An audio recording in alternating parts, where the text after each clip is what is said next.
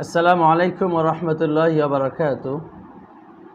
প্রবাসীরা নিজ দেশে টাকা পাঠিয়ে দেওয়ার মাধ্যমে নিজের ওয়াজিব কুরবানি আদায় করতে পারবে কিনা?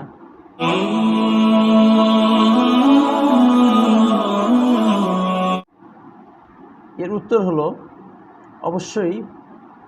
সে যে দেশেই থাকুক না কেন, ওই দেশ থেকে সে যদি নিজ জন্মভূমিতে টাকা পাঠিয়ে দেন এবং তার টাকায় তার জন্য কোরবানির আয়োজন করা হয়, ব্যবস্থা করা হয়, তাহলে তার কোরবানি আদায় হয়ে যাবে। চাই সেটা যতই দূরে থাকুক বা কাছে থাকুক। এবং সে যদি টাকা নাও পাঠায়, তার পক্ষ হয়ে তার অনুমতি নিয়ে তার আত্মীয় স্বজনরা যদি এই দেশে কোরবানি করে দেয়, তখনও তার কোরবানি আদায় হয়ে যাবে।